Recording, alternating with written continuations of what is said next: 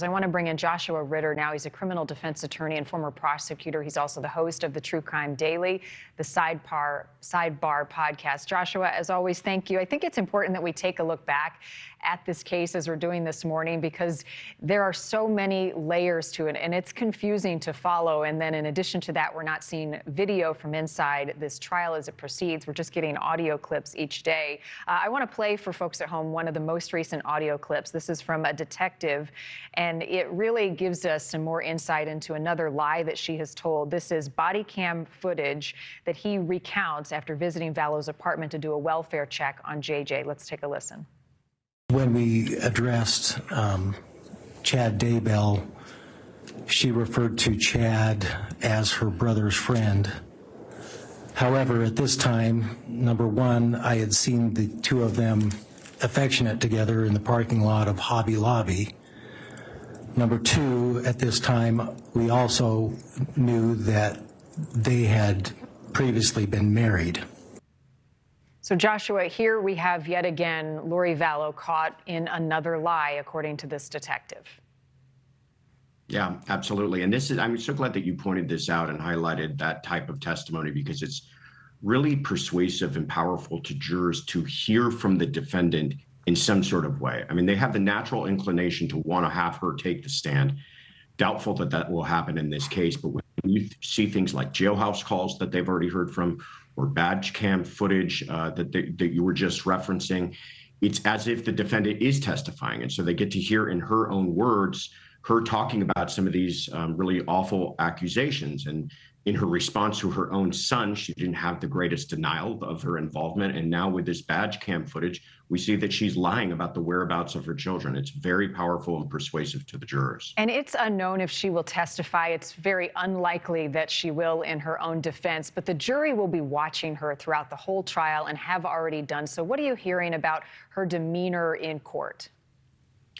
Yeah, that has been a lot of topics of discussion, is how is she reacting to some of this testimony? Initially, when we heard the really emotional and gruesome detailed testimony about the recovery of her children's bodies, she was described as being very stoic in court. And so there was some speculation as to how she was even responding to any of this. And that's when we famously heard her attorneys ask that she not be present through some of that testimony. But you're absolutely right that anytime something important happens in court, you're going to have 12 sets of eyes that immediately dart over towards her to see her reaction, because that's so important to them. And I think for the jurors and also for the public watching this trial, everyone is very curious about the doomsday aspect of it and where she got these ideas to begin with, what more we know about that dark world that they purport to try to be exhuming from people's bodies. I want to play another clip. This is from a cousin of Lori's.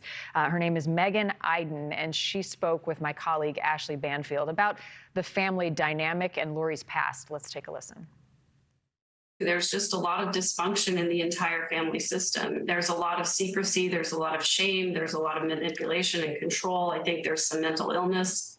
But, you know, by all accounts and from my own experience, I can tell you that, you know, Lori's dad has been a big factor in her personality and in the way that she has turned out. And the majority of the family system run by Barry, but underneath that, I think there was a lot of what happened was because what Lori needed to get done. So the question being here, Joshua, how did Lori become the person that she is? Do you expect the defense to strategize around this and her upbringing and others who helped create her? I would have expected that. Now, it's important to remember that Idaho doesn't have a traditional insanity defense, but her state of mind is at issue when you're talking about premeditated murder. So they certainly could have brought up some of the aspects of how she could have been influenced by her upbringing, influenced by Chad Daybell, how that cult-like experience could have formed the person that became who she is today and standing trial for the murder of her children. But we haven't seen much of it. We expected to kind of see more through cross-examination. There's no indication as to whether or not they will call witnesses in their own defense. So it's very curious to see how the defense has played out so far, which has almost been non-existent. Well, and in terms of witnesses, I'm curious if you think that any of the kids of Chad Daybell, which he has 5 with his late wife Tammy, will be called to the stand. What are the risks and benefits in doing that?